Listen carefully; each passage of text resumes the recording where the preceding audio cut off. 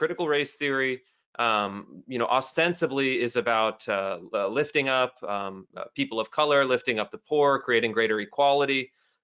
It really traffics in two kind of key conceptions. One is systemic racism, the idea that our institutions are kind of geared towards oppressing minority groups, et cetera.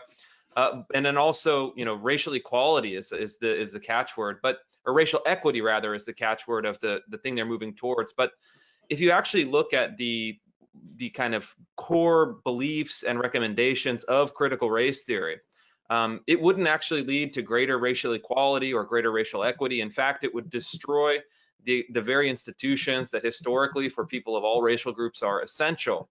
And those are really simply the family, kind of family structure, work. Obviously, the only solution to poverty is earned income. That's what history shows, and common sense. And also educational achievement, actually having a sense of educational achievement and verbal and math skills particularly. And critical race theory explicitly rejects all three of those as means of lifting people up or means of achieving greater equality. Critical race theory dismisses the family as an inherently oppressive institution from which we should be liberated. Critical race theory dismisses entry-level work, dismisses earned income as a kind of oppressive structure of advanced capitalism used to exploit workers.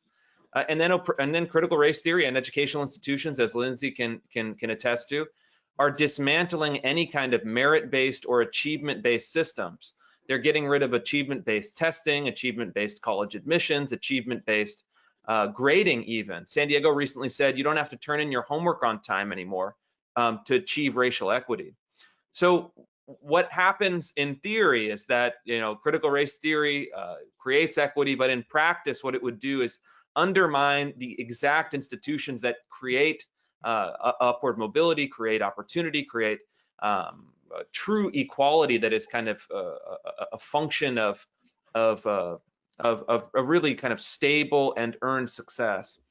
Critical race theory, in fact, would demolish all of those, and this would impact the poorest families of all racial backgrounds and would really devastate them. We've also seen that through our history. So I think you can really occupy the moral high ground opposing critical race theory because even on its own terms would do nothing to achieve the outcomes it claims. And as Mike explained, in the end, critical race theory promises this utopia, but is kind of sketchy on explaining exactly how it would work. But they offer some critical clues. Ibram Kendi, the kind of new age guru of critical race theory, says that you can't be anti-racist without also being anti-capitalist. Cheryl Harris, a UCLA law professor, who is one of the pioneers of critical theory, says, we have to basically, property rights are a function of whiteness, and in order to reach equality, we have to basically dismantle whiteness and therefore dismantle property rights, and then have large-scale redistribution of wealth, land, and resources based on the African kind of decolonial model. And what you get very quickly for a movement that tries in some ways to maintain an arm's length distance from Marxism, you get people that when it boils down to it, what are the solutions? It is kind of 1918 style Marxist redistribution based on racial lines rather than kind of proletariat and bourgeoisie lines. It's inherently destructive, and I think as Mike and Jonathan sketched out in their paper outlining the intellectual lineage of this, critical race theory, in its name, even in its name, is critical theory. It's not a constructive theory. It's not aiming to build or to kind of reconstitute or even to reform. Its only kind of philosophical function is negation. It's the thrill of destruction, the thrill of revenge, but actually offers people, especially those people at the margins of our society, nothing tangible, concrete, or beneficial that will improve their lives in a meaningful way.